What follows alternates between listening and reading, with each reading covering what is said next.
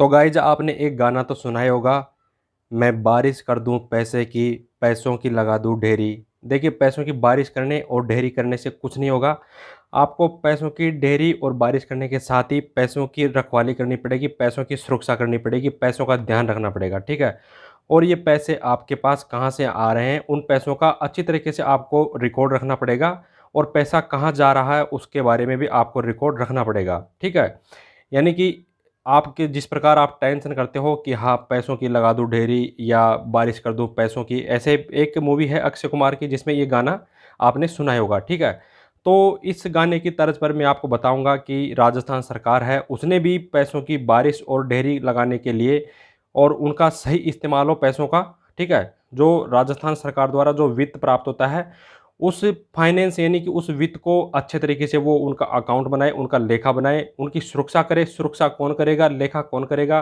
तो इन सब चीज़ों के लिए यानी कि वित्त जो हमारा होता है राजस्थान सरकार का, उसकी अच्छे तरीके से मैनेजमेंट हो, अच्छे तरीके से उसका हमें पता रहे। और राजस्थान सरकार पैसों की यानी कि वित्त से संबंधित, धन से संबंधित जो अच्छे तरीके से रिकॉर्ड रख सके, तो उसके लिए बनाया है सामान्य वित्तीय एवं लेखा नियम, ठीक है, general finance and accounts rule.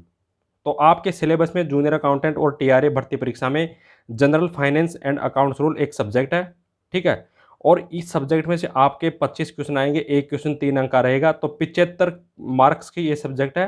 तो आपको ये शायद अच्छे से मालूम होगा।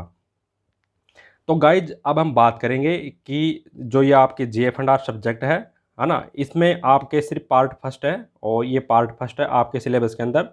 और इसमें से कहाँ कहाँ से क्वेश्चन पूछे जाएंगे वो मैं आपको बताने वाला हूँ। देखिए, इस सब्जेक्ट में जो जीएफ एंड आर जो सब्जेक्ट है पार्ट फर्स्ट, इसमें से 1 2 3 4 5 6 14 एवं 17 ये अध्याय से आपके क्वेश्चन पूछे जाएंगे।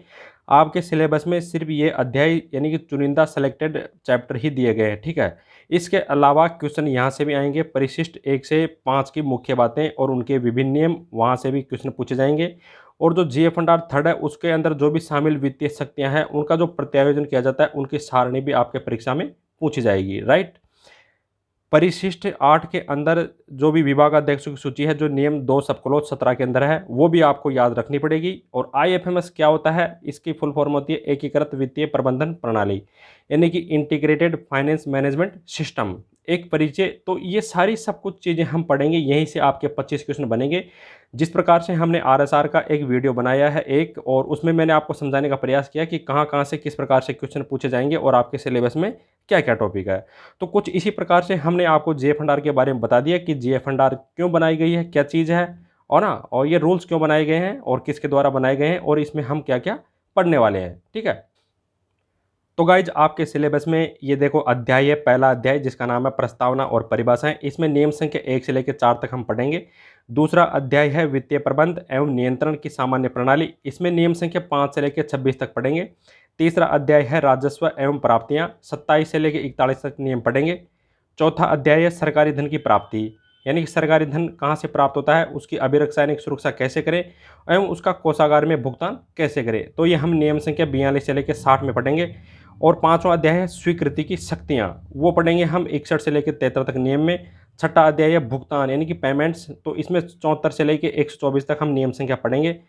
14वां अध्याय है रिफंड एवं विविध व्यय, यानी कि रिफंड एवं मिसलेनियस एक्सपेंडिचर, इसको हम नियम संख्या 252 से लेकर 258 तक पढ़ेंगे। और लास्ट में 17वां अध्याय है आपके सहायता अनुदान, ग्रांट एड्स, ठीक है। तो इसके बारे में हम पढ़ेंगे, तो ये 279 से लेके 293 तक है। तो ये आपके जीएफ एंड आर का ये आपका सिलेबस है। इसके अलावा मैंने आपको बता दिया कि कौन कौन से परिशिष्ट से क्या क्या पूछा जाएगा। तो चलिए गाइज अब हम आगे बात करते हैं। देखिए गाइज, आपको सबसे पहले आईएफएमएस से भी क्वेश्चन पूछ लिया जाता है, तो आपको पता होना चाहिए आखिर में आईएफएमएस क्या है। तो हम पढ़ेंगे आईएफएमएस यानी कि एकीकृत वित्तीय प्रबंधन प्रणाली। सबसे पहले आपको यहीं से इसकी फुल फॉर्म पूछी जा सकती है। हिंदी में इसकी फुल फॉर्म है एकीकृत वित्तीय प्रबंधन प्रणाली, यानी कि इंटीग्रेटेड फाइनेंशियल मैनेजमेंट सिस्टम। एक परिचय इसके बारे में पढ़ेंगे। तो ये मैंने अंग्रेजी के अंदर भी बता दिया कि इंटीग्रेटेड फाइनेंशियल मैनेजमेंट सिस्टम। अब इसका उद्देश्य क्या है, यानी कि आईएफएमएस एक इंटरनेट के बेस पर एक प्रोजेक्ट है जिसके द्वारा सरकार क्या करता है कि पैसों का अच्छे तरीके से यूटिलाइजेशन करता है। ये एक प्रकार का प्रोजेक्ट है, ऑनलाइन प्रोजेक्ट है और इंटरनेट के ऊपर आधारित है। इसमें बता भी रखा है कि इंटरनेट बेस्ड है, ये ई गवर्नेंस प्रोजेक्ट है। ये कौन सा प्रोजेक्ट है? ई गवर्नेंस प्रोजेक्ट है और ये इंटरनेट के ऊपर बेस है। तो इसका उद्देश्य क्या है, यानी कि आईएफएमएस का उद्देश्य क्या है? राजस्थान सरकार के जो फाइनेंशियल मैनेजमेंट यानी कि जो वित्तीय प्रबंध होता है उसको बेहतर बनाना इसका उद्देश्य है। वर्तमान में इसका उपयोग कहाँ किया जा रहा है? इसमें पहला है सरकार द्वारा बजट तैयार, सरकार द्वारा बजट तैयार किया जा रहा है, यानी कि 2011-12 में बजट इसी आईएफएमएस प्रणाली से राजस्थान सरकार द्वारा तैयार किया गया। और विभिन्न कार्यालयों के जो भी डीडीओ है यानी कि ड्राइविंग डिस्पर्सिंग ऑफिसर, आहरण एवं वितरण अधिकारी द्वारा वास्तविक व्यय एवं राजस्व प्राप्ति को ऑनलाइन करना। तो ये दोनों काम भी आईएफएमएस के द्वारा किया जाता है। अब हम आईएफएमएस के मुख्य उद्देश्य पढ़ेंगे कि आखिर में आईएफएमएस के मुख्य उद्देश्य क्या है। पहला उद्देश्य बेहतर वित्तीय प्रबंध करना, राइट। दूसरा उद्देश्य है उचित निर्णय बाबत सूचना को तुरंत उपलब्ध कराना। तीसरा उद्देश्य है सरकार के कार्य में दक्षता बढ़ाना तथा लागत कम करना। चौथा उद्देश्य है गबन पर नियंत्रण। पांचवा है सुशासन में पारदर्शिता लाना और छठा है सभी को सूचना प्रेषित करना। ठीक है, ये मुख्य मुख्य उद्देश्य, इसमें समझाने की कोई ज़्यादा बात नहीं है, आप समझ ही गए होंगे। तो ये आईएफएमएस के मुख्य उद्देश्य हैं, राइट। तो आईएफएमएस क्या है? एक internet based e governance system है, राइट। तो इसमें राजस्थान सरकार क्या है कि जो वित्त होता है उसकी अच्छे तरीके से मॉनिटरिंग करती है और उसको ऑनलाइन रिकॉर्ड दर्ज किया जाता है, राइट। अब देखिए जो आईएफएमएस के जो लाभ है उनको निम्नलिखित श्रेणियों में बांटा गया है। पहला है G2G यानी कि गवर्नमेंट टू गवर्नमेंट यानी कि सरकार से सरकार में सेवा, और दूसरा है G2B गवर्नमेंट टू बिजनेसमैन, सरकार से व्यवसाय को सेवा, और तीसरा है गवर्नमेंट टू सिटीजन, सरकार से नागरिकों को सेवा। तो इन कैटेगरी के अंदर आपसे एग्जाम में पूछा जा सकता है कि आईएफएमएस के लाभों को कौन कौन सी श्रेणियों में बांटा गया है। तो आपको ध्यान रखना पड़ेगा government to government, government to businessman, government to citizen, right. और आईएफएमएस की एक वेबसाइट भी बनाई गई है जिसका नाम है, ये आपको दे रखा है, http://ifms.rajasthan.nic.in। ये आईएफएमएस की वेबसाइट है। आईएफएमएस की अलग से वेबसाइट तैयार कर ली गई है। आईएफएमएस की अगर हम उपलब्धि की बात करें तो इसमें जो फाइनेंस डिपार्टमेंट होता है, जो वित्त विभाग होता है, उसके द्वारा 2011-12 के अंदर क्या किया गया कि विभिन्न विभागों को ऑनलाइन बजट भेजा गया। मई 2011 के जो मंथली अकाउंट्स होते हैं, जो मासिक लेखे होते हैं, वो आईएफएमएस द्वारा तैयार कर अकाउंटेंट जनरल यानी कि महालेखाकार को भेजे गए। तो ये आईएफएमएस की उपलब्धियां हैं, इसके बारे में मैंने आपको बता दिया। यहाँ से क्वेश्चन आपसे घुमा फिरा के पूछा जा सकता है, राइट। तो गाइज जैसा कि आपको पता है कि आपके जो आरएसआर और एक सब्जेक्ट है GF&AR, राइट। तो इसमें भी आपके 25 क्वेश्चन पूछे जाएंगे, इसमें भी आपके 25 क्वेश्चन पूछे जाएंगे। एक क्वेश्चन 3 अंक का है, इसमें भी एक क्वेश्चन 3 अंक का है। तो इस प्रकार ये भी 75 मार्क्स की है और ये भी 75 मार्क्स की, यानी कि 150 मार्क्स की ये दोनों सब्जेक्ट आएगी।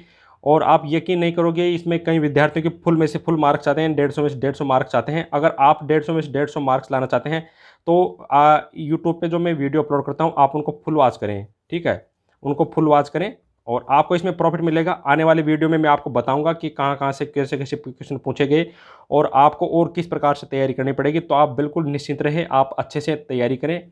और आपको पता है कि वैकेंसी आने वाली है, थोड़ा सा उसमें कुछ कारण है, उसकी वजह से वैकेंसी अटकी हुई है। और आप निश्चिंत रहे, लगभग मैं आपको बता देता हूँ 1946 से लेके और लगभग 1960-70 तक की इतनी वैकेंसी आपके आने वाली है। और आप बिल्कुल निश्चिंत रहें क्योंकि वैकेंसी तो आएगी तब आएगी, आप तो अपनी तैयारी जारी रखें। तो गाइज मैं आपको सिर्फ इतना ही कहना चाहूँगा कि मैं जो वीडियो अपलोड करता हूँ यूट्यूब के ऊपर, मैं ऑथेंटिक कंटेंट से मैं वीडियो स्टडी मटेरियल लेता हूँ, वहाँ से मैं कुछ टॉपिक सेलेक्ट करता हूँ और मैं अपने हिसाब से वीडियो बनाता हूँ। और ये मेरा खुद का अनुभव है कि क्वेश्चन कहाँ कहाँ से कैसे कैसे पूछे जाएंगे। तो आप बिल्कुल डिटेल में वीडियो को फुल वॉच करें, कोई चिंता करने की बात नहीं है, मैं आपकी पूरी हेल्प करूँगा। और मैं सिर्फ इतना ही कहूँगा कि आप तैयारी लगातार करते रहें क्योंकि एग्ज़ाम सितंबर में ही संभावित है, हो सकता है सितंबर में एग्ज़ाम फिक्स हो जाए, राइट। ये ज़्यादा से ज़्यादा एग्ज़ाम 2-4 महीने, 2 महीने, 1-2 महीने और डिले पोस्टपोन हो सकता है, लेकिन आप बिल्कुल घबराएं ना। मैं आपको अच्छी स्ट्रेटजी का एक वीडियो बना के दूँ।